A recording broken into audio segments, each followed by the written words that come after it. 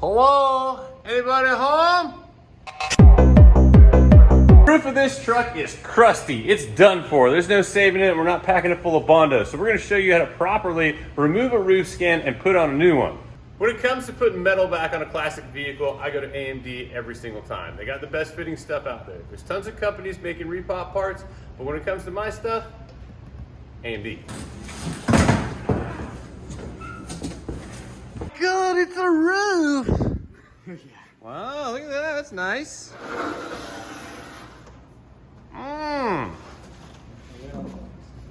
I didn't realize it had the whole rail in there. Correctamundo. As Noah just showed us, most people don't realize what it takes to actually replace the roof skin on a vehicle. They just maybe want to cut around the edges or something like that. You're going to end up with tons of weight. This thing is spot welded onto the entire cab, and then it has some lead filler right in here to hide a little bit of a seam.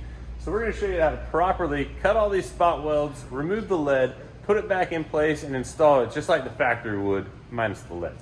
As you can see here, the spot welds are not at all visible anymore in this drip rail. So in order to find out where they're all at, we could cut off the roof and then use a chisel to kind of knock up the metal around the edge and find the spot welds and drill them out.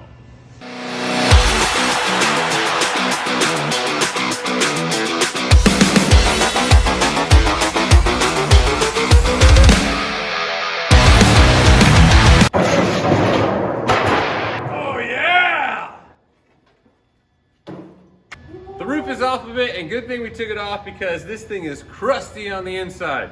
We're gonna get these spot welds knocked off all the way around this thing, and then we're gonna hit the whole top with a rust encapsulator so that this doesn't get nastier in the future. Ugh, gross.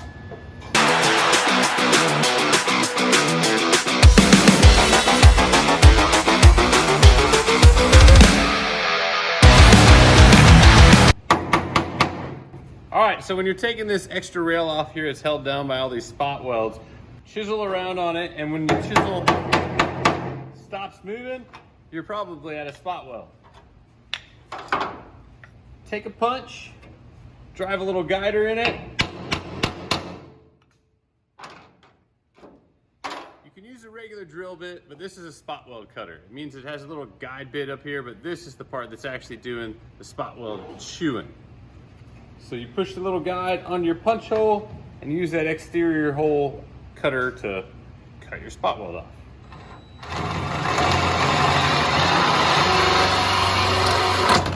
Ah! Usually you'll see a little puff of dust or something like that when you cut through the first layer. The key to this whole thing is cutting through this first layer and not all the way through to the second layer.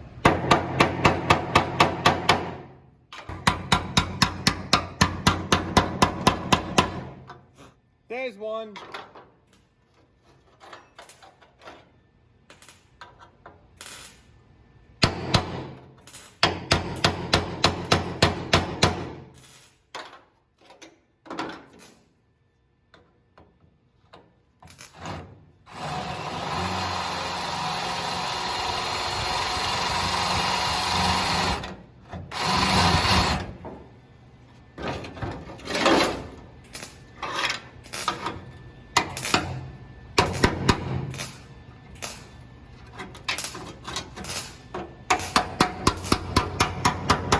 Now repeat that 500,000 times, and if you haven't, lost your mind by the end of that, you successfully got it out of there. Carry on. The cab corner where the roof connects to the actual cab is full of lead. That's what this weird substance is right here. It's really, really bad for you. You don't want to, lick it or, eat it or anything like that. The way to get it off of here is to just heat it up and kind of, get it away from that spot. Just try not to get it all up on yourself, and definitely don't inhale the fumes. Do it outside in the fresh, beautiful air.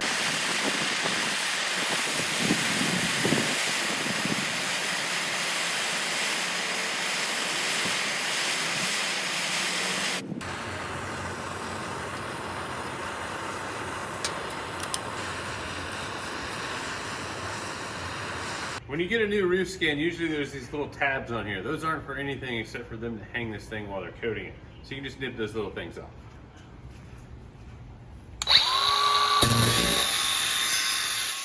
Now that the majority of the roof skin is off of the truck, we're gonna get along the front of the windshield frame here and separate this seam that is the actual windshield frame itself. On most trucks, this gets rotten and nasty in here. This one's actually pretty nice, but our roof skin came with this little part, so we're gonna go ahead and remove it and add this in as well. Have fun.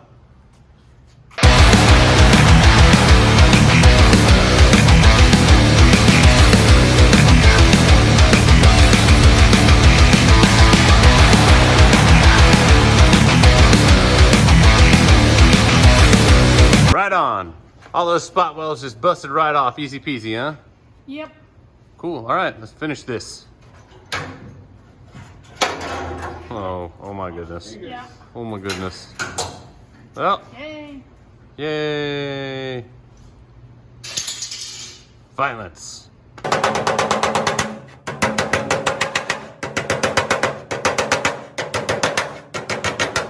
Caitlin's got all that stuff off of there. Now it's time to sling that roof up there and test fit it and see how far off it is.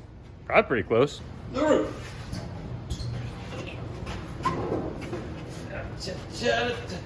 Oh my goodness. Everybody's gonna scratch the paint. Oh. Man, That's pretty good. that is pretty close. You just need to trim a little bit off of here and bada boom, bada big. That bad boy dropped right in place, exactly like it's supposed to. We gotta trim a little bit off up front here to get it drop it in, but man, easy peasy, lemon squeezy.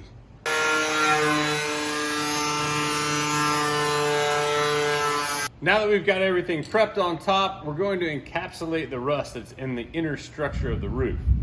I'm using Eastwood's rust encapsulator. They have a brush on and all kinds of other different types of things out there that you could use, but this is just a rattle can encapsulator. It'll stop the rust and then it'll leave a nice black surface that is presentable, but it doesn't really matter because this is on the inner structure. You just want to keep it from rusting so that when you put the new roof skin on it, you don't end up with problems in the long run.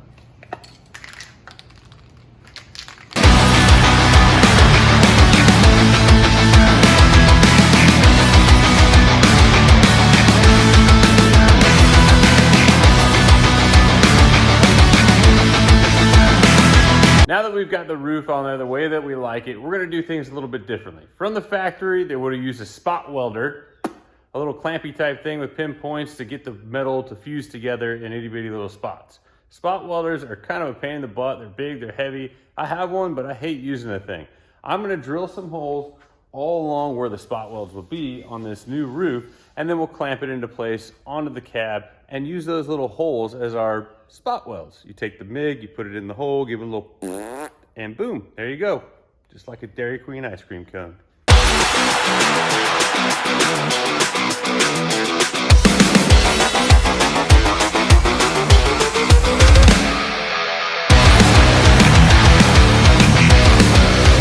With the roof in place where you like it, then you need to start clamping this bad boy down. These little split vice grips are great for this because they leave you a gap where you can weld and it holds down the metal really well.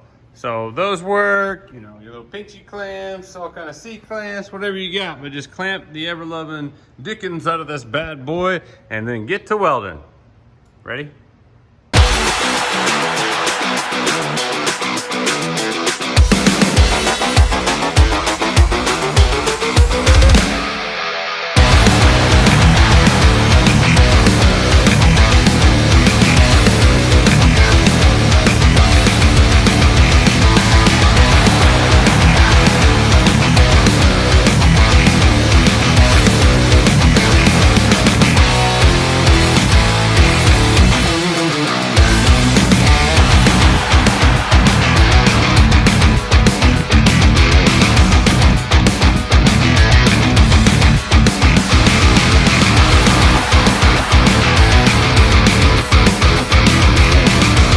Got the A-pillar areas all ground down so there's not a bunch of big hairy junk there. Now we're gonna do a little rust treatment on this and all the way around on the roof just so that we don't end up with rust underneath all of our stuff that we put on here.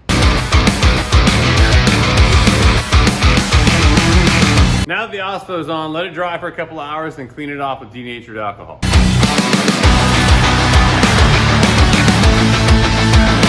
Now I know I'm gonna get a bunch of crap from all the old fogies out there saying, oh, if it's metal, you should have used lead because that's the way it did back in 1957. Well, it's not 1957 anymore, and lead is deadly. I don't like messing with it, and I certainly am not going to put it back into this truck since I'm the one building it.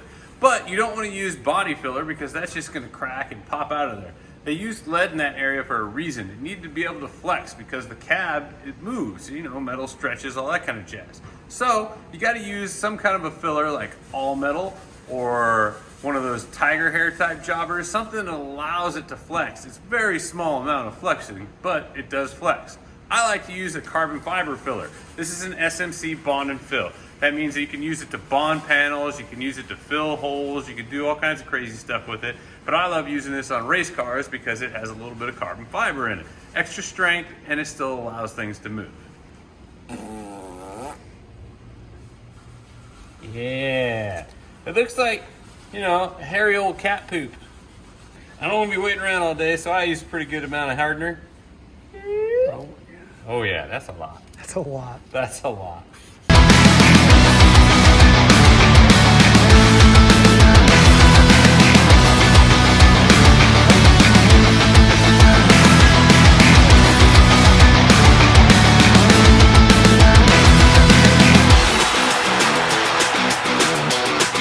Voila, there we go. Let that dry, sand it down, bada boom, bada bing. We're ready for sealer.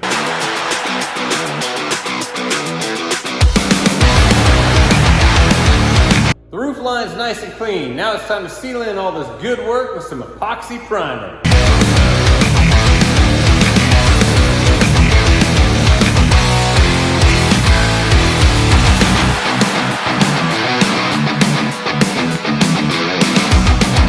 The new roof is completely installed and epoxy sealed. However, water could still possibly get between the seams, so you need to put a seam sealer around the entire drip rail on this thing. It's elastic, it allows you to paint over top of it. It's the way they actually did it in the factory back in the day. Apply it down throughout this rail. That'll cover up any of your welds and also seam seal this bad boy.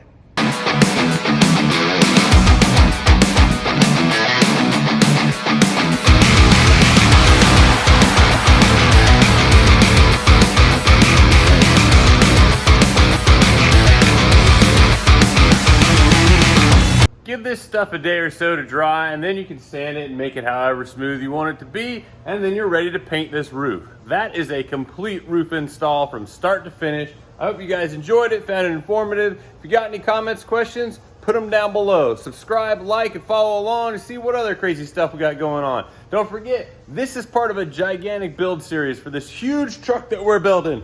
This big bad boy. Follow along, a lot coming up.